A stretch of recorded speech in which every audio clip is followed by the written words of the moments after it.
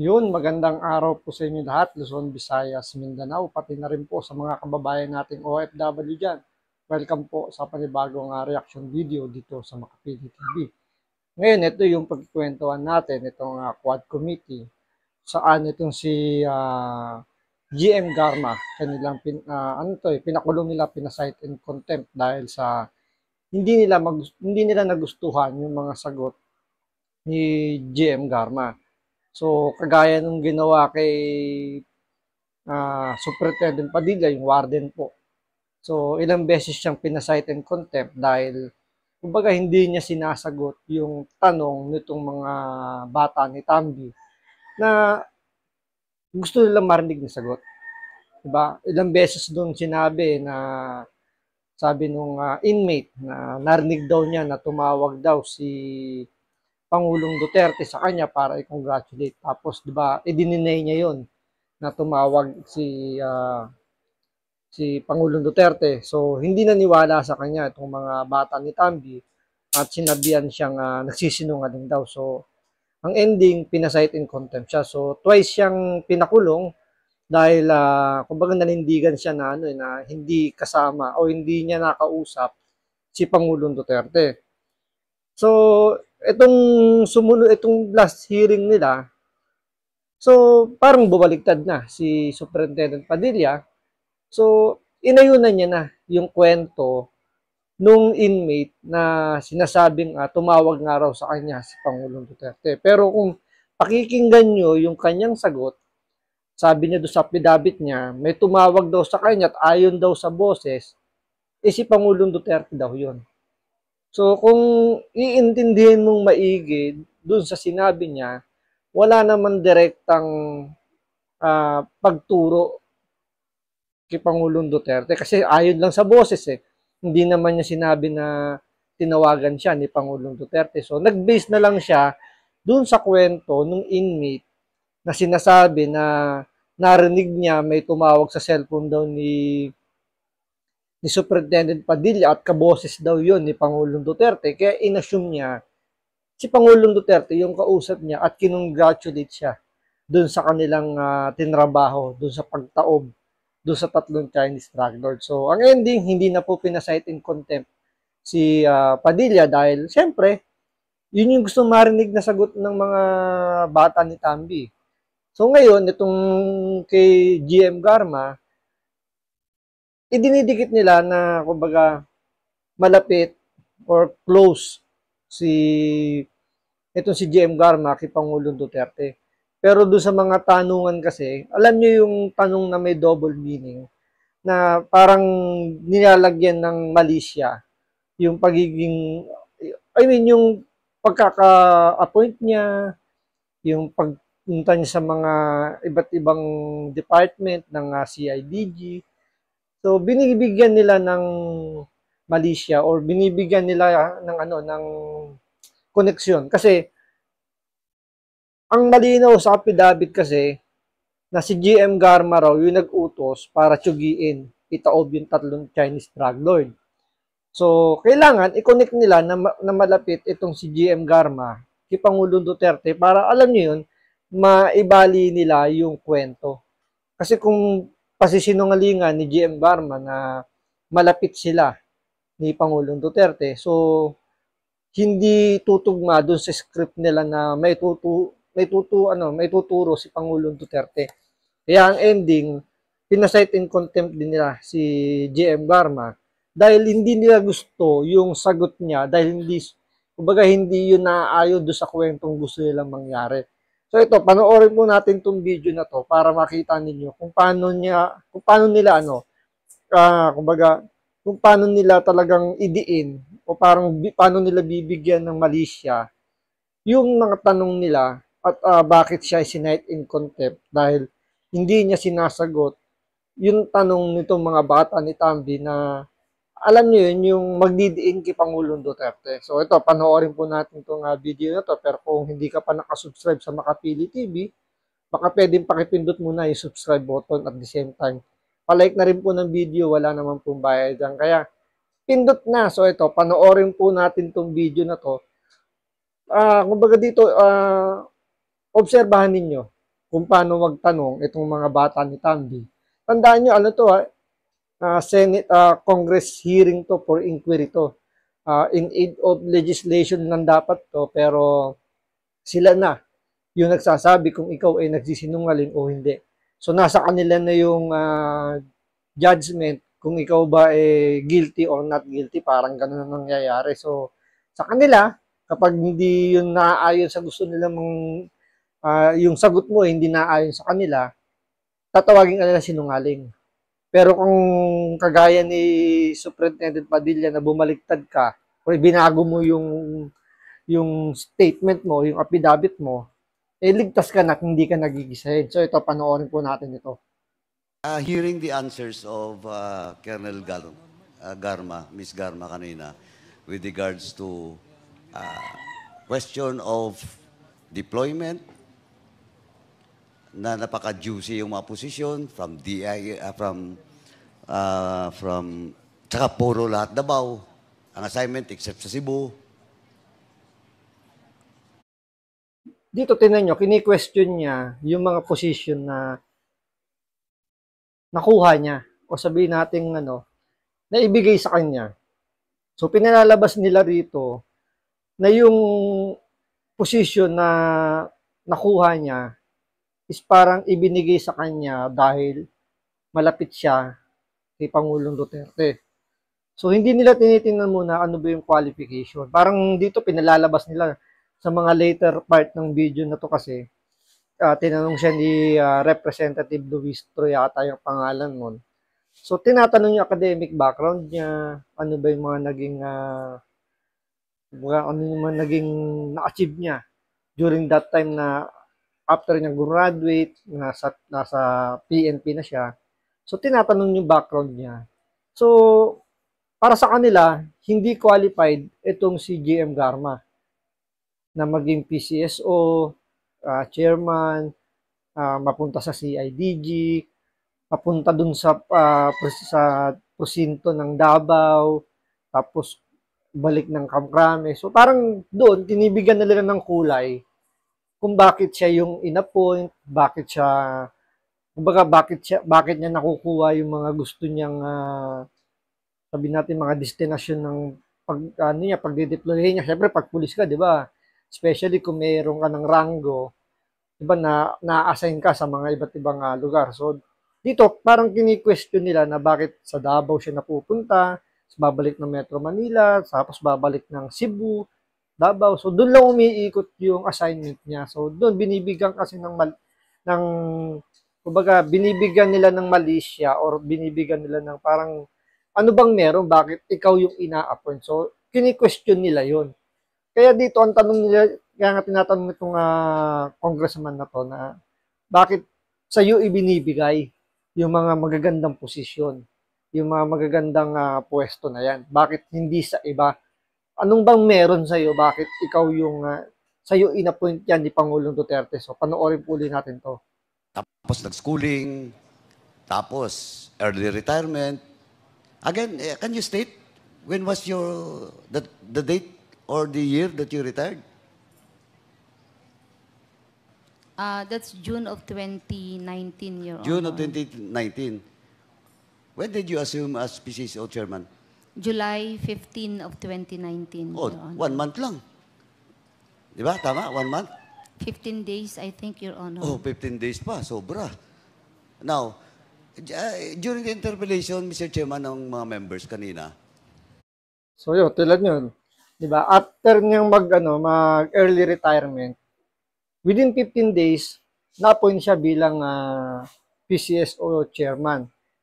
So, pinagtataka nila kung bakit sa kanya. May punto nga naman, di ba? Kasi kung titingnan mo nga naman, parang napakabilis mong nai-appoint.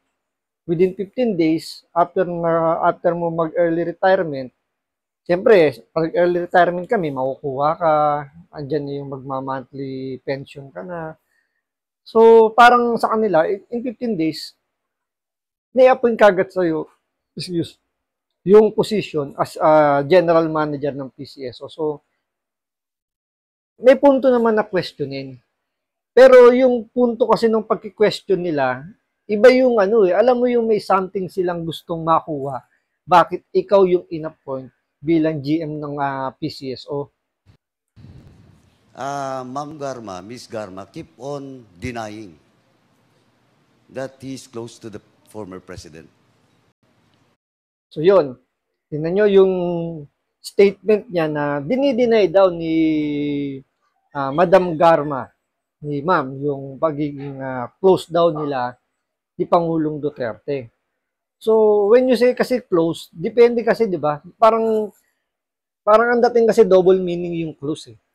May close na merong relationship between uh, President Duterte at sa kanya, or close bilang magkaibigan, di ba? Siyempre, pag tropa-tropa kayo, talagang sanggandikit. Baga, parang yung relationship nyo parang magkapatid, di ba? Parang ganun. So, pwedeng may makuha kang something kapag ganun kayo ka-close, or yun nga, pag meron kang mutual relationship or understanding kung ano tawag doon, kung ano man yung gustong ipaintindi o gusto man nitong ipahiwatig. Kasi sinasabi niya, keep on denying daw sa pagiging close daw niya kay Pangulo Duterte. Siyempre, sa part niya, bilang babae, siyempre may asawa siya, may anak siya. Iba yung dating eh, na dinidinay mo na close kayo ni Pangulong Duterte. So, siyempre, sa kanya, iba yung nasa isip niya, iba rin yung nasa isip nitong congressman na to. Pero siyempre, ang masusunod, yung iniisip ng congressman. Wala siyang pakialam dito sa kung ano man yung nasa isip ni Madam Garma. Kasi sila yung mas masusunod eh, di ba? Parang dito wala silang pakialam kung ano man yung nararamdaman mo. Wala silang pakialam kung ano yung nasa isip mo.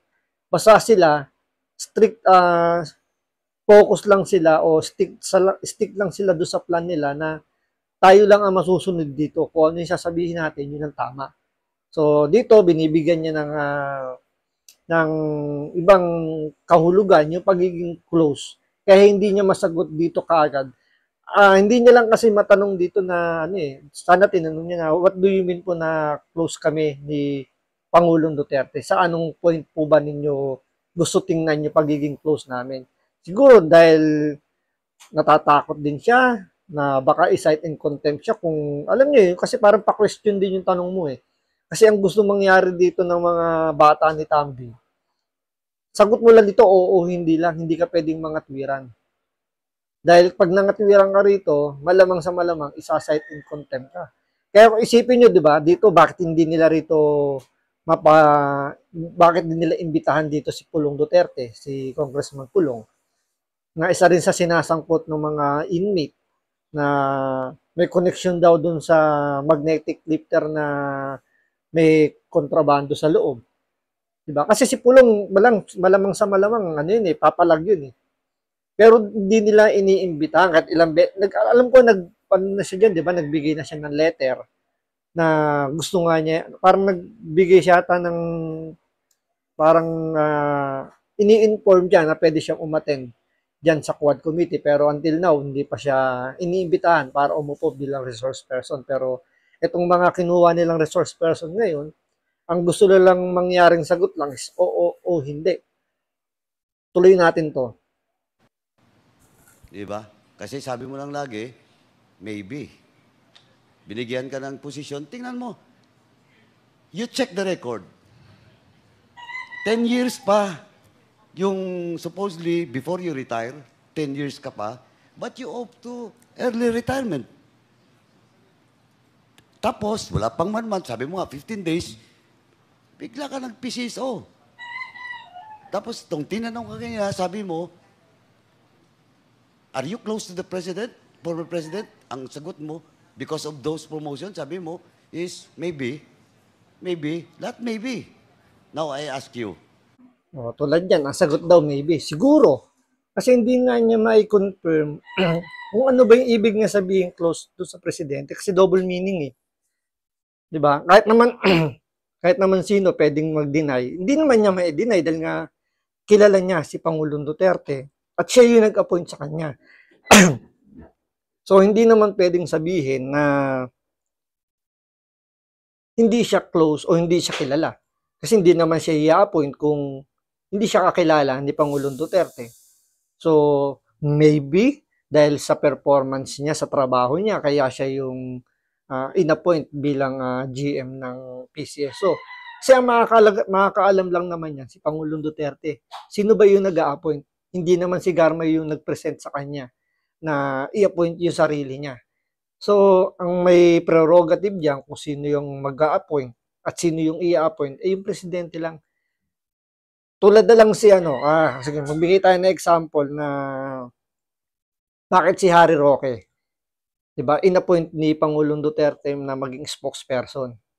Tandaan niyo si Harry Roque, binabanatan niya rin si Pangulong Duterte nung yung bago pa lang yung administrasyon ni Pangulong Duterte. Pero bakit siya yung in-appoint? Dahil ba close sila? Siguro hindi.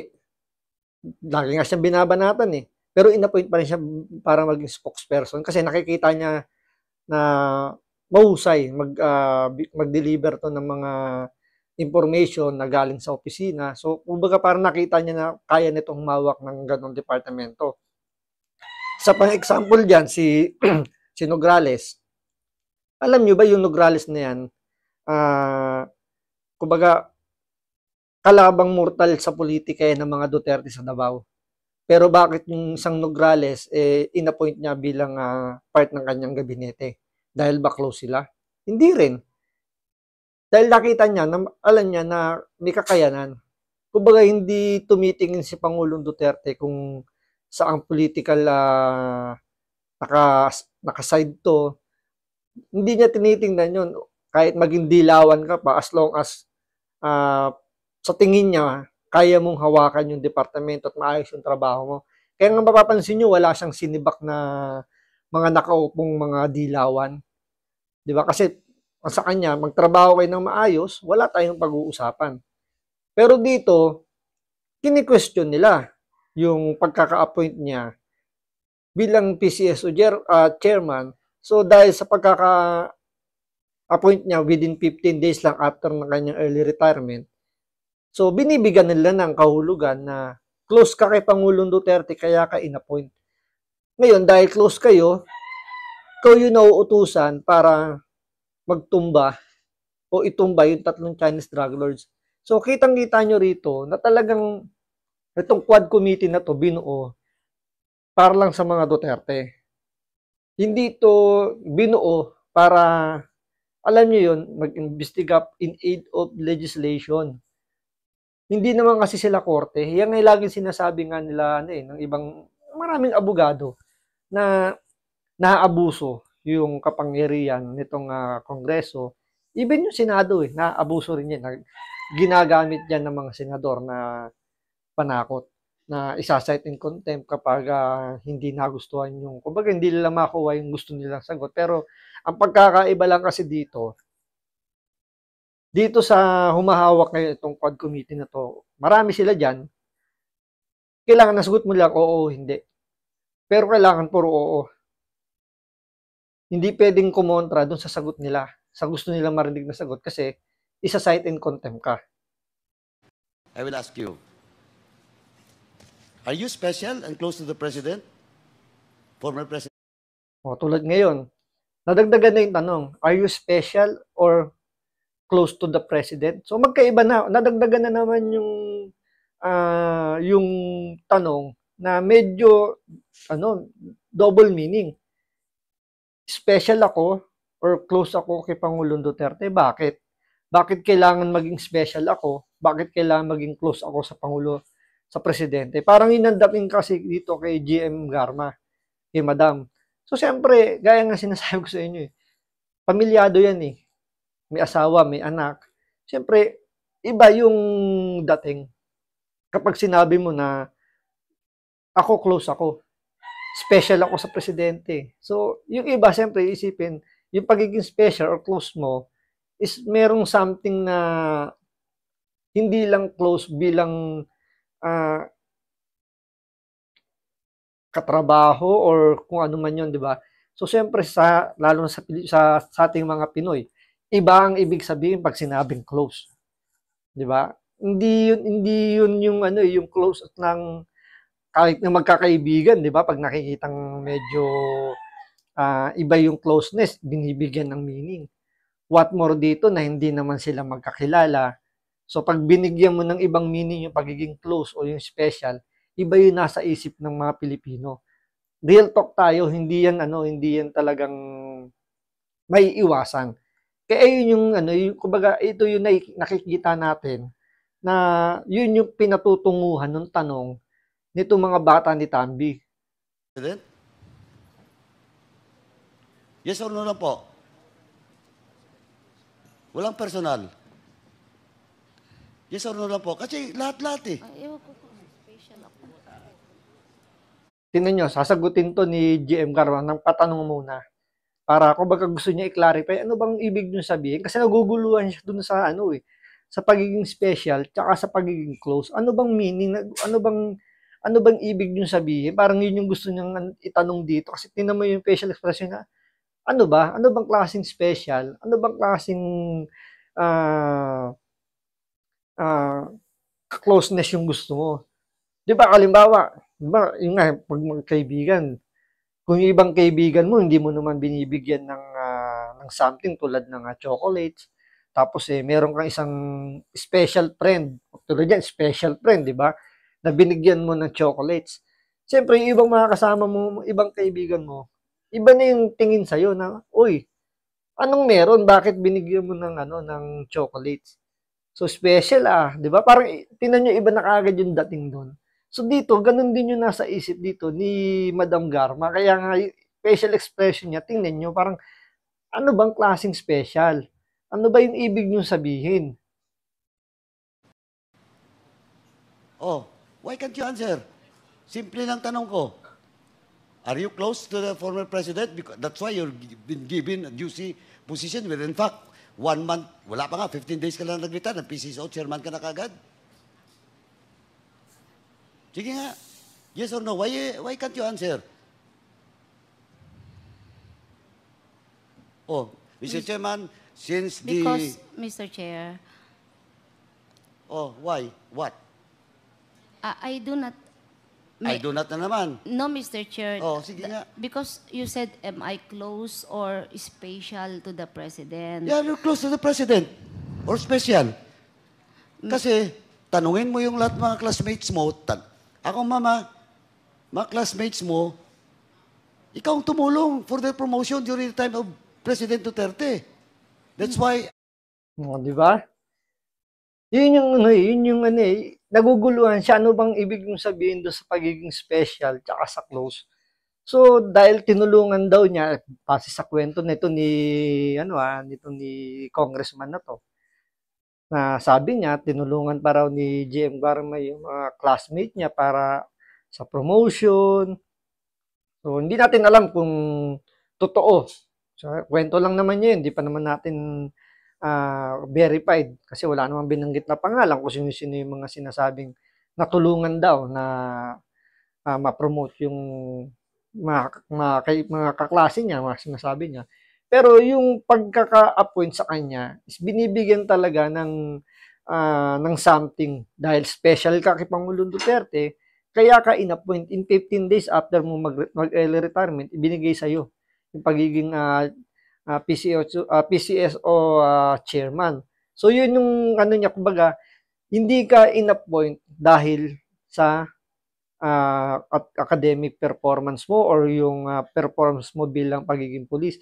There's something na pagiging special nyo, kaya ka in-appoint dyan. Yun yung gusto nilang palabasin, hindi dahil magaling ka, hindi dahil sa trabaho mo, kaya ka in-appoint. In-appoint ka dahil meron kayong special something nito ni Pangulong Duterte, kaya ka in-appoint dyan. I'm asking the DIDM to submit to this committee all the years of promotion of all your classmates.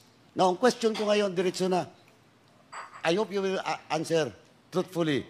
Are you close to the President? Mr. Chair, I'm not close. I was fired. Okay. Okay. Nag-floating pa nga po ako during his Huwag time. mo, Anong mga floating during his time? Yes, Mr. Chair. 15.